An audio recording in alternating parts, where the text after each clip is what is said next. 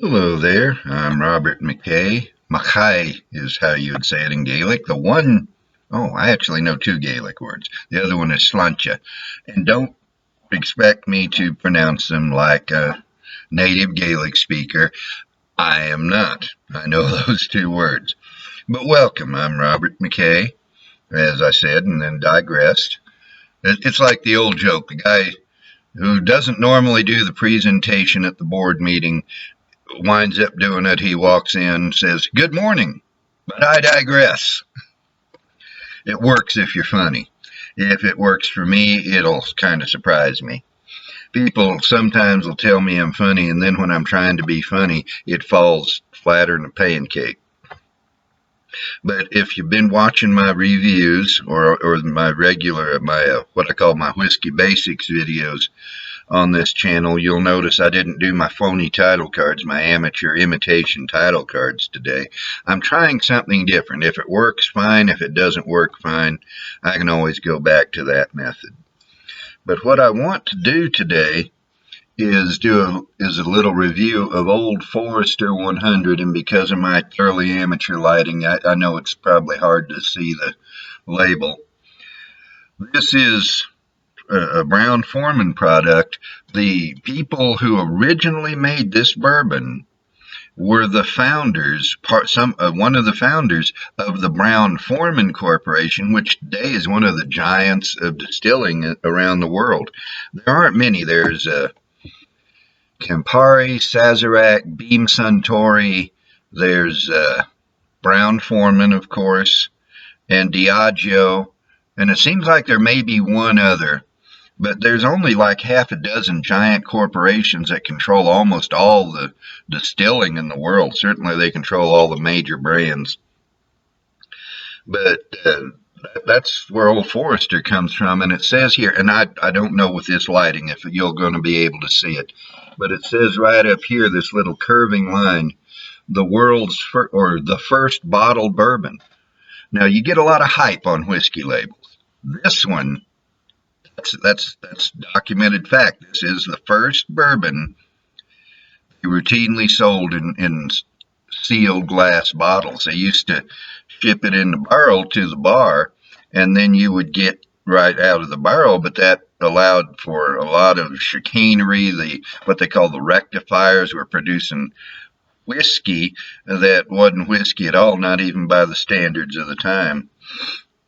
And it has a little thing here that I just want to read to you because it's been on their labels for a long time, and I think it has a nice flavor of the 1800s.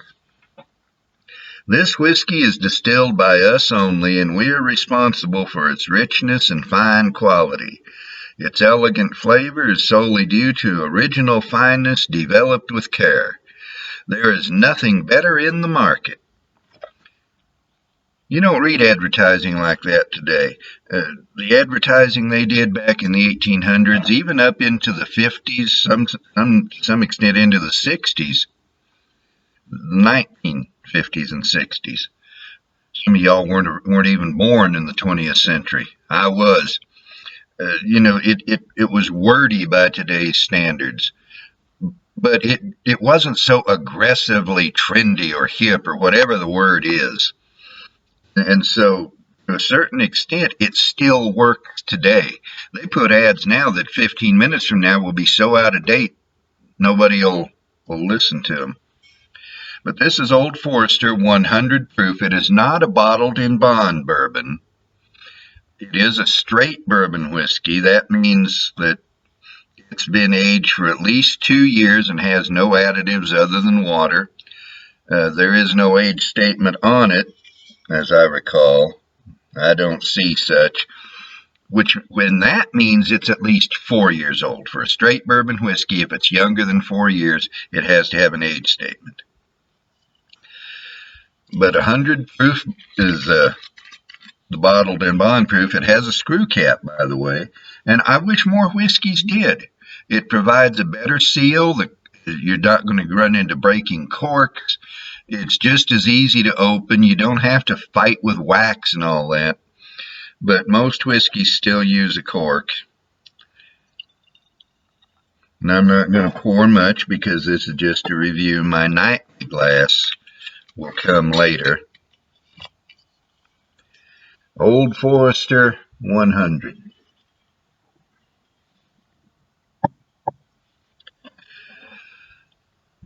And I swirl it around. And this does a couple of things. One, it swirls the whiskey around the side of the glass, and I can see how it coats it. I can see how the legs form and run. And that gives you some indication of viscosity. And that, in turn, is related partly to proof and partly to the method of distillation. With a pot still, you get more of the oils and the congeners, all the elements that provide flavor and aroma. With a column still, it's more efficient. You can produce more whiskey faster because it runs continually, but it distills it out at a higher proof, and so you get less of those flavor elements. And viscosity has to do with both of those, alcohol content and what else is in there, the flavor elements, as I just called them. And this is fairly viscous. The legs are just now beginning to run. Also, when you swirl it, it agitates the surface of the whiskey, gets the evaporation going, moves the vapors up towards the top of the glass, and I use a Glencairn. It is not Glencairn. The last syllable is C-A-I-R-N. There's no vowel between the R and the N. In Scotland, it would be something like, and I'm not going to be doing it exactly, I'm sure, something like Glencairn. In my Texas hick pronunciation, Glencairn. If I try to do it Yankee style, and I have to stop and get myself to do it, Glencairn. I don't naturally talk that way. But it brings the vapors up towards this narrow portion, and thus you can nose it a little easier. And there are other glasses designed for whiskey. This was the first, and I think it's by far the prettiest. And even those who use other glasses keep coming back to the Glencairn, which tells me something. I get alcohol, of course, at 100 proof. Half of what's in this glass right now is alcohol. Lemon. And only my left nose will do me anything. All I can get on the right nostril is alcohol. There's some brown sugar in there. Caramel. Bananas. I typically get bananas off of bourbon. Some people find bananas to be a standard aroma for specific distilleries. I get it off of just about all bourbon. There's something fruity in there. Apples, maybe. And by the way, I've done a formal review of this. It's on Distiller. That's distiller.com. And I'm there just under my name, Robert McKay. On MeWe in the Bourbon Aficionados group and the Whiskey and Whiskey group. That's the two spellings of whiskey. I've done that there. It's probably easier to find on Distiller. But I highly recommend MeWe. It's Facebook for people who believe in free speech. Nobody's going to stomp on you and throw you in jail just because you say something somebody don't like. The view over there is, unless you're being absolutely violent, if you're advocating violence or calling people, well, I don't want to say it, so I'll use the euphemism. If you're calling people the N-word, things like that, then something will happen. But if you just say, I think Brandon is a scum, you don't go to jail for that. If you say, I'm not getting the shot because I don't want to die, you don't go to jail for that on MeWe. So if you value free speech, it's a good place to be. And I'm in those two groups there. As I say, one is called Whiskey and Whiskey. The other is Bourbon Aficionados. And I'm talking faster than I want to because I want to do this here.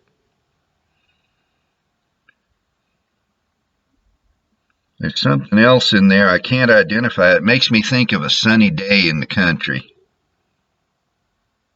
There's butter.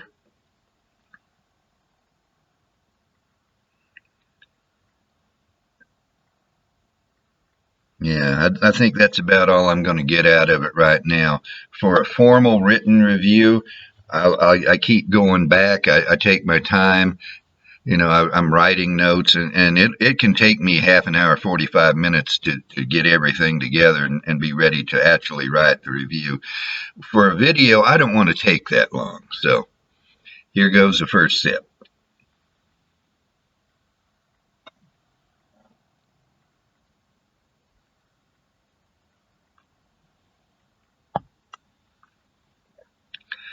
That is good. The first time I took a sip of this Old Forester 100, I wasn't too impressed.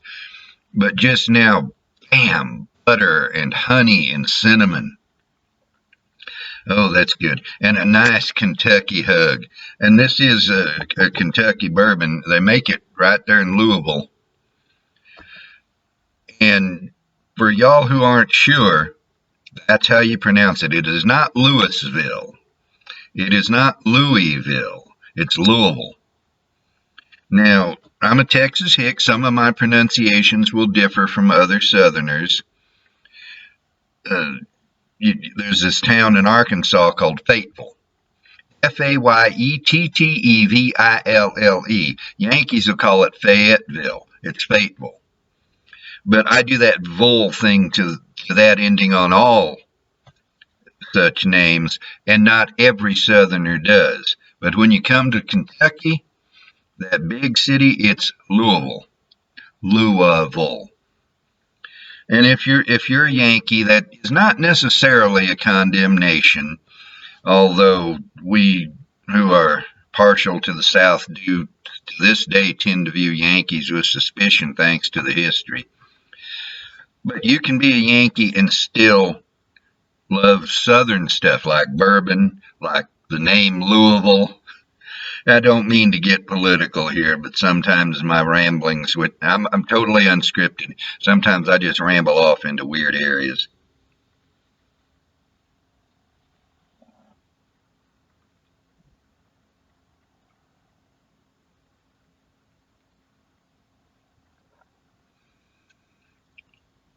There's a little lemon there, maybe some orange.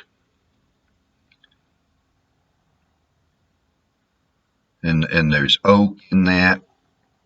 And on the finish, I'm definitely getting oak. There's some black pepper.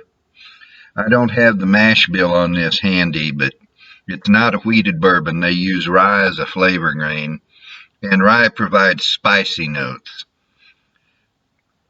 And one of these days, I'm not able to do it right now for various reasons. One of these days, I want to do some wheated bourbon testing. Specifically try different wheated bourbons. I've only had 2 so far. Maker's Mark, which over time has slipped down my estimation as I found better whiskeys. Although it's still good. Please don't misunderstand me. It's still good. I'm still proud to have my name on a barrel plate in one of their warehouses. And I've tried Larceny, which I did not like at all. It was too grassy. I've got to where I can tolerate some grass in a whiskey, but not much.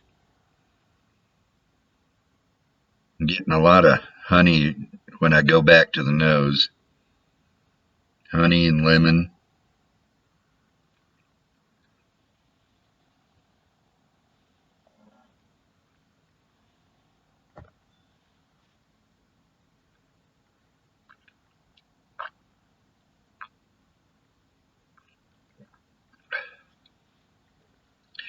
Today, this is a very citrusy, very flowery. I think there's some honeysuckle in there. It's honey and butter and citrus and flowers. And that is surprising me. I've not gotten that from this whiskey before. But whiskey tasting is very subjective. You can take 2 people, give them the exact same whiskey, and get totally different reactions. You can take two whiskeys that somebody swears he loves this one and hates this one, give them to him blind. So he does not know which is which. He doesn't even know what he's drinking. And all of a sudden he'll say he loves this one and hates this one. There have been multiple people. I got a notification on my phone. One of these days I'll try the do not disturb feature. There have been multiple times where somebody took this really expensive, great, wonderful, supposedly whiskey and gave it to somebody blind along with some, middle shelf stuff. And Blanton's or whatever it might be came in last, which tells you that fear of missing out, FOMO, is a stupid thing, and chasing unicorns can be stupid. And paying hundreds and thousands of dollars for a bottle of whiskey can be stupid. I say can be. For me, it would be, because I don't have that kind of money and I don't have that interest. For you, if you really do like that stuff and you have the money, then it's not going to be stupid for you. But whiskey tasting is real subjective. Evaluating whiskey you can have a different opinion of the same juice in the morning than what you have in the night. And I've learned not to really judge a whiskey till my second or third glass. One of these days I'll have to talk about the neck pour. If I haven't already, I don't believe I have. I certainly haven't dedicated a video to it. I'm not certain of whether I believe in that or not, but I have noticed that usually the second glass begins to give me the real whiskey.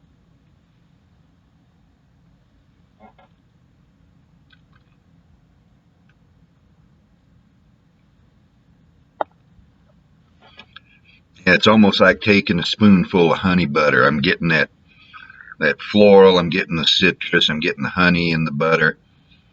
And then on the finish, I've still got that, and the oak is coming in. And so I like this stuff. My first glass of Old Forester 100, I thought this isn't any better than the 86. But now, after several glasses, you can see how low the level in the bottle is. Let me turn it around here. And it's not down too far, but I have been drinking on it. And I like this stuff better every time I have it. So, that's Old Forester 100. Good whiskey. I recommend it. If you love it, great. If you like it, great. If you don't like it, taste is subjective. Like what you like, drink what you like. Don't drink what you don't like just because I said it's good. Drink what you like. And if you don't like Old Forester 100, well, I feel sorry for you, but that's your taste, and that's what you have to go with. Don't know how to end this, so I'm just going to hit the button and end it that way.